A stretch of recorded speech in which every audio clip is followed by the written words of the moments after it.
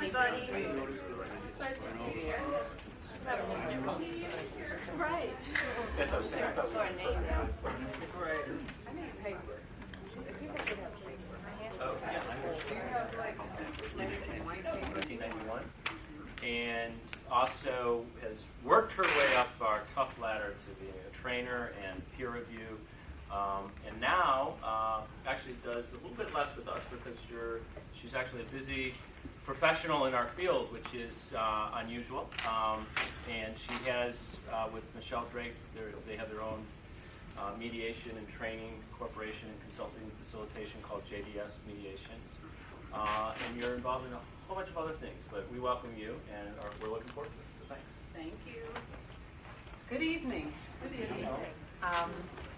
I think when you said, Brad, maybe a presentation, maybe a discussion, or whatever it might be, I would focus on discussion because since we're mediators and we like to talk, I thought we'd have an opportunity to share our experiences in cross-cultural patterns of communication and conflict styles. All of us have our own stories, I'm imagining, and we can talk about that, about when you have parties from different cultural backgrounds and what are some of the challenges you face as a mediator in terms of how they communicate with one another, how do you communicate with them, and what are some judgments you might make about some of the behaviors that you see going on that, based upon your own set of values, you might kind of shy away from or see it as something that might be detrimental to the process when really, based upon their cultural background, is really just something that is their way of communicating. So one of the first things I wanted to do was to kind of brainstorm what we think of when we think of cultural differences. What are the types of cultural differences that come to mind? Language. Okay. What else?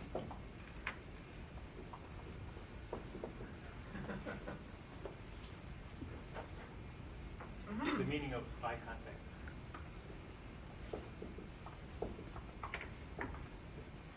Okay, what else?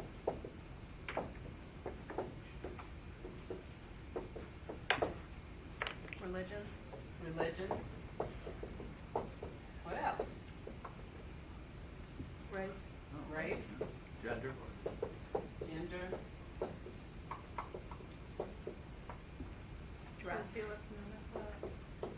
Dress, socioeconomic class, Age.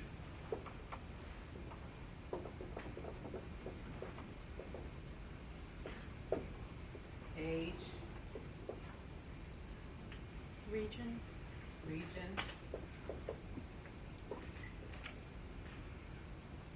National origin.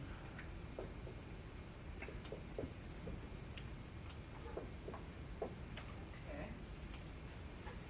Anything else come to mind when we talk about cultural differences? Historical background. Historical background? Okay.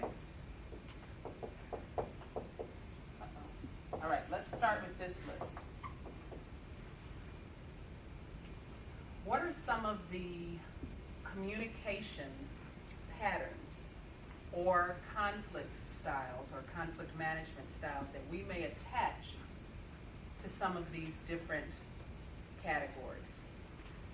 For example, I would really consider this, for example, something. The meaning of eye contact may differ based upon some of these different categories or cultural identifications. Thank you. What are some other things that may differ based upon one's culture? Eye contact is one. What else might differ? Gestures. Personal space. Body language.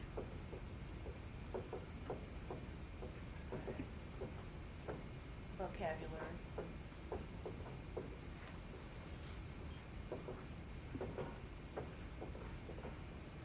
Body language, vocabulary, The volume of discussion. volume. about time perception. Time perception. Perception of time. Okay. The willingness to talk. Willingness to talk. Willingness to contradict. Willingness to contradict. Importance of face.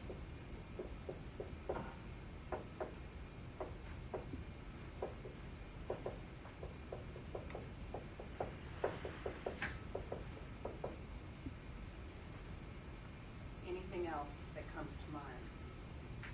Relationship to nature. I'm sorry. Relationship to nature. Relationship to nature? What do you mean by that? Well, And cross culture, like, one culture might feel very close to nature and really honor it. Another culture might mutilate the hell out of it. okay. Use it. Right. Well, maybe this incorporates a lot of these, but how respect is shown in it.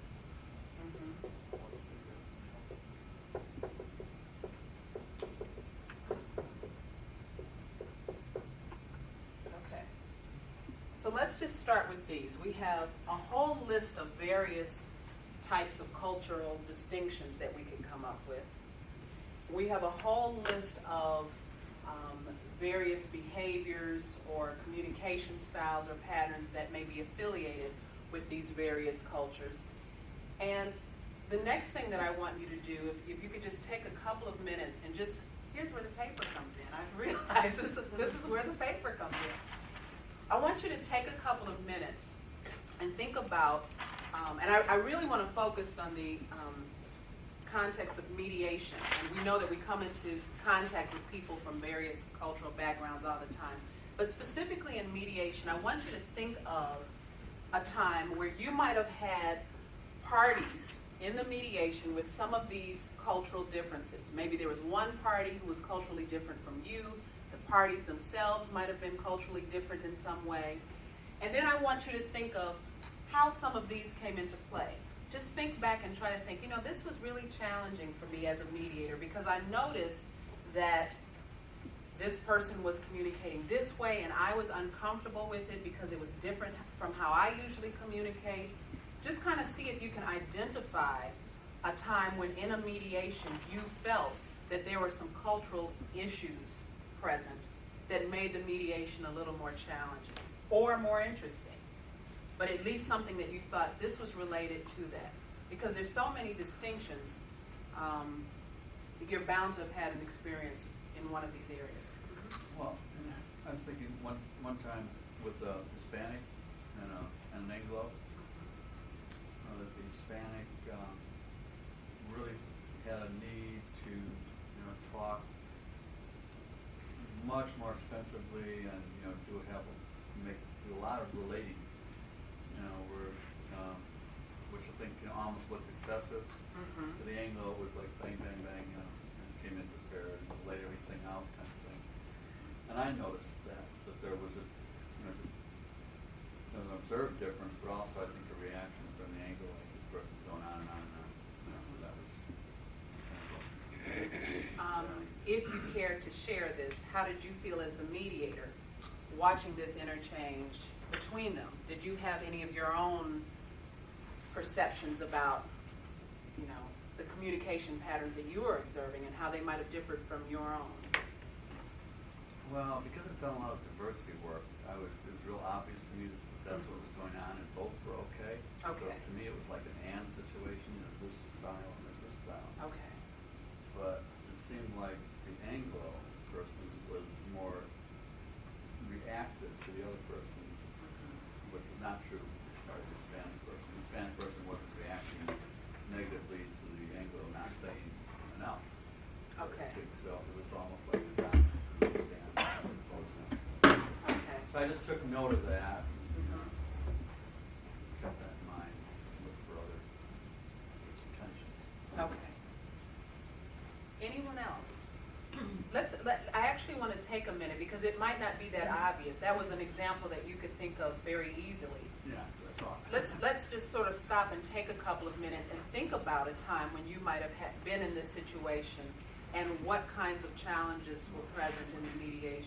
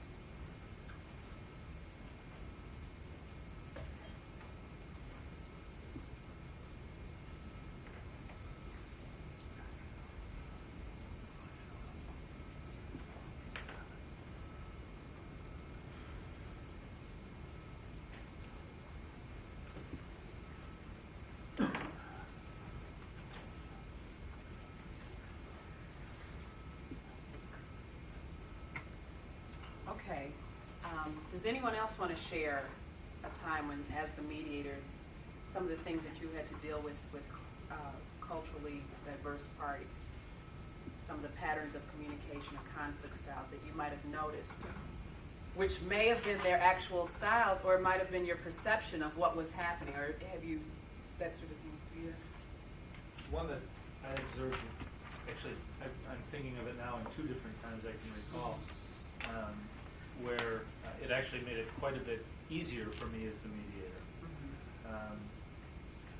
Where I was with two African American parties, and where I'm used to, maybe in simulations, people are throwing around accusations left and right, saying, you killed my dog or whatever.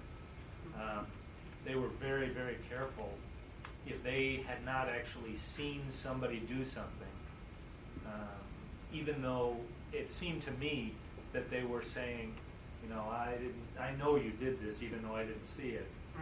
They were very, very careful to say, I didn't see anybody doing anything. I'm not going to blame anybody for anything. I'm not going to, say that you did this if you didn't,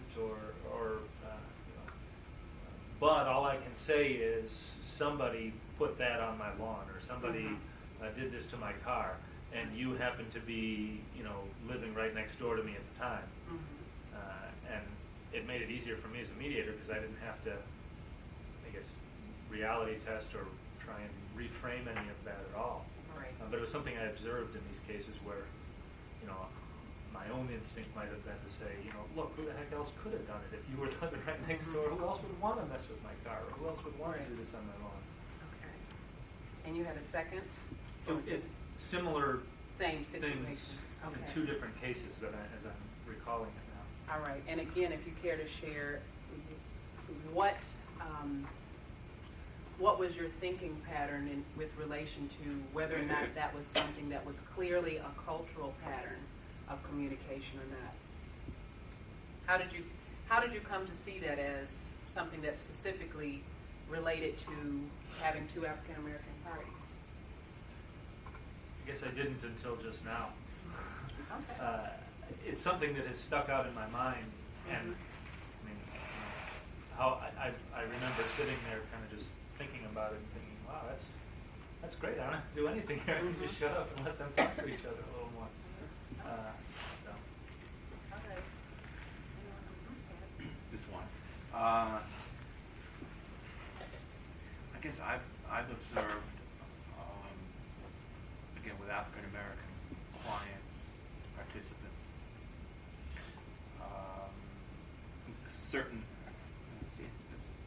some, but I certainly have not seen it with white people. All right. So You have not? no, Okay. It is a request for respect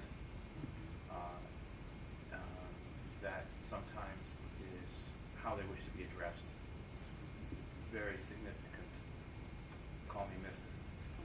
Or is, which is far different than kind of the casual response that most of the white participants in any mediation, well, just call me Ed. Call Mr. And there's that respect that goes between. thing is wanting to be respected by being called named appropriately. And I named appropriately. I've had African American clients who will say, please don't call me out of my name. And so it has something to do with self-respect and respecting somebody else at that level. I found that to be different. We've heard in trainings, probably here at CCR or otherwise, that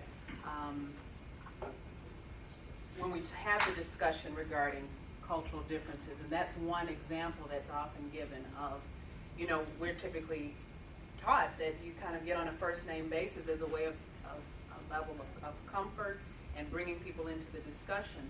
And then it's raised oftentimes, but be careful, especially with elderly African Americans, about doing that. And do you know why? Does anyone know why? That too, no?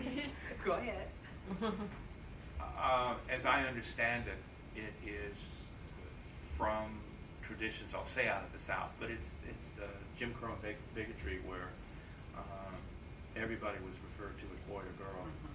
And so as a sign of respect, as a show of respect, people refer to each other not only as Tom, Dick, or Harry, but as Mr. or Mrs. To show respect. So when somebody was called Mr. or Ms., this was a sign of respect. And people, actually husbands and wives would do that. They would call each other Mr. and Mrs. Exactly. As a sign of respect. In preparing for tonight's talk, I thought of an interesting question that I wanted to get some thoughts from you. Is there validity, and it'll somehow tie back in, we'll see later, but is there validity, first of all, to the argument that in a sexual harassment case, there should be a woman mediating?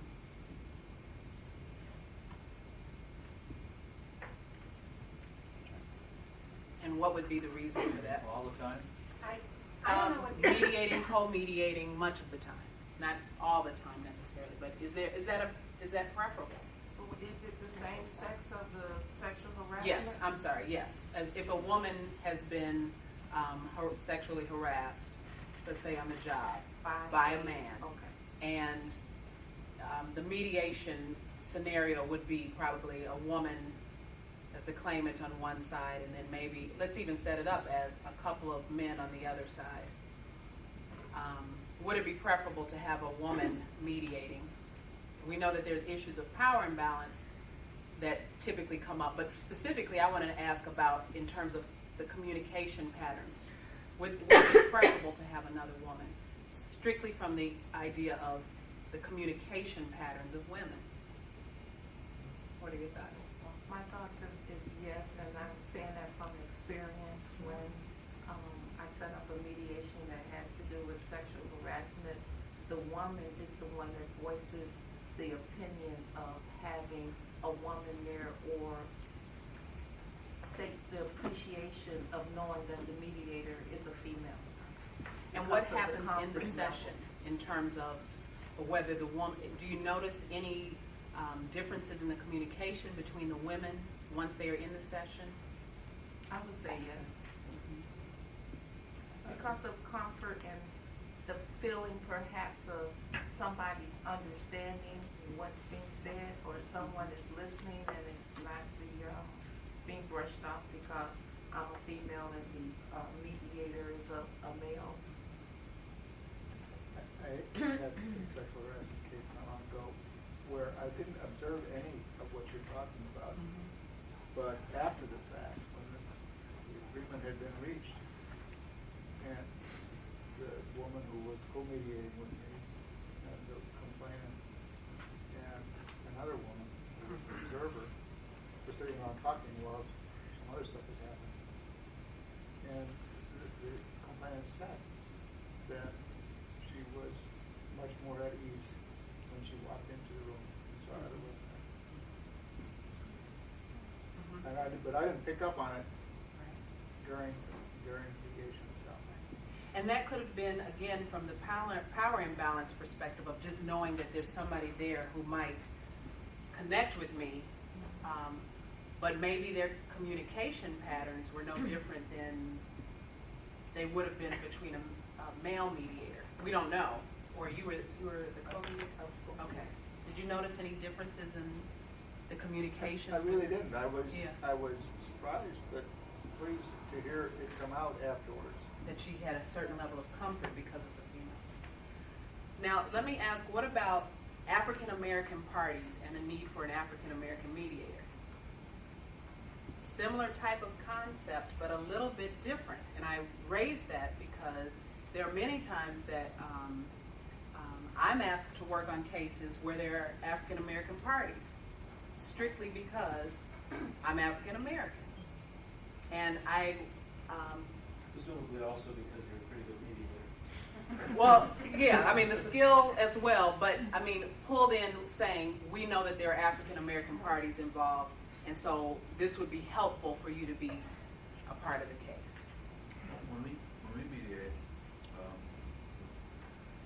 I think now for the last year or so, we've gone to totally co-mediation. If there's an African American person involved, of course, we have an African American on our staff, and we have other collateral African American mediators. We always try to team up a white and black mediator for that session, particularly if they responded. Who are we? Oh, I'm sorry. A conflict and conciliation initiative at the FAA that we started. So, you know, particularly if the respondent or the complainant is the opposite, you know, the other party is white, to have both represented there, because it's real clear that either party will hear something from their own race that they won't hear from the other, or just the opposite.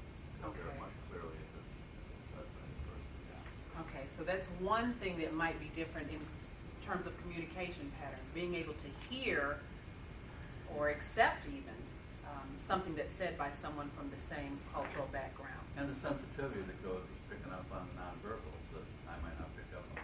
Like what kind of nonverbals? Well, there might be some body language, some, contextual stuff that African Americans tend to be, much more contextual.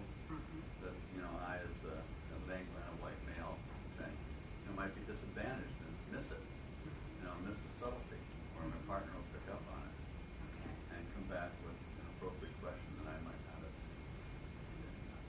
Okay. What else? Well, I don't have any answers, but it seems there's kind of perhaps two issues. One is getting the parties to the table, and the perception of neutrality that's necessary to get them there. And if they need a woman, an African American, a Hispanic, a deaf person, there to make them feel that it's a fair process. That's one part, and then the other part is what happens within the room. And you could probably go to everywhere. Well, is it if you're mediating if it's a religious issue, should there be persons of that religion? And I think you can take it down to how does any individual human being relate to any other individual human being in all their complexity, of which culture is part of that. And then how do we as mediators understanding, because we're not always going to be in a situation where there is someone who can connect with that person from that cultural perspective. There might be major differences. How do you then connect and not only connect with the parties, but also are you able to, as you spoke about, pick up on some of those differences and not use your own biases to see them as something that doesn't work or is not appropriate for the mediation. For example, we talked about volume or tone. Someone is speaking very loudly in the mediation, someone from a different cultural background. And as the mediator, because you don't communicate like that, you might think that this person is very angry, almost out of control, when really based upon his or her cultural background, that's how they communicate. And so that's really what I want to talk about tonight. How do we view some of these things and not just kind of either dismiss them or try to curtail some of the communication patterns so that it can fit what we think is the appropriate way of communicating based upon our cultural background. Okay. Was there another comment? I guess my only concern is, do parties then have an expectation of the mediator? If, for example, in the sexual harassment cases, it's a woman, are they then coming in expecting that there's going to be a different kind of understanding when there may in fact not be that understanding, that expectation? Maybe that person has a totally different history and may feel a totally different way about those types of cases. I don't have an answer. It's more just a concern of what expectation is put out there. And that concern also speaks to the issue of stereotypes, because if to think that every African American communicates in the exact same way and therefore I should be able to come in and pick up on all of these nuances because I'm African American, that also is not true. And so again, the expectation is both on the part of the parties as well as of the mediator. What are we expecting in these cross-cultural communications? Okay, so I want you to think of, as we continue this discussion, first of all, I want you to just think of the things, if you had to brainstorm the things that you personally are biased against. We all know that we're supposed to be impartial as mediators, but we also know we have biases, right? Now, is there anyone here who does not have any biases? Well, okay, but you're back there, so we don't have to. We know how you feel about people who don't like cats. That's right. What do you mean by bias? Biases, things that you are biased against and then biased towards, things that you have certain perceptions, and because of your own experience, when you come in contact with these patterns of behavior, communication styles, or conflict styles, then you either draw a negative perception about that person or a more positive image of that person. So that's what I mean by biases. We're not going to share these because you might have biases against me, and I don't want to know that right now. So, but take a few minutes and just kind of jot down, what are you biased against? What are you biased against? We all have them, right?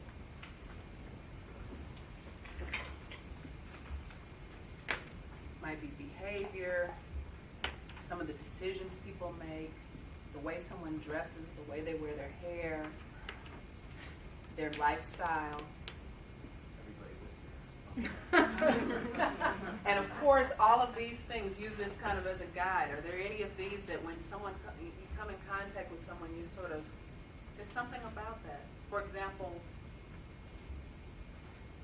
I give you an example that kind of brought people who, and this is just my own, I shouldn't say this because this might fit, but it's nothing personal. If I'm in a mediation and someone is talking very slowly, and I have a bias against that, and I recognize that, and I have to really say, okay, Julie, just, be patient. And I try to think, where does that come from? I want to snap my fingers and just get to the point. And so I recognize that as a bias. And so when it happens in a mediation, I have to I have to be aware of that and know that I don't want to do anything that'll give that person the impression that I'm not willing to listen to them. So that's what I mean, those kinds of things. So what are you biased against? And then I want you to list, just jot down a few. What are you biased towards? When you come into a mediation session, what might make you have even a greater connection with someone? What are you biased towards?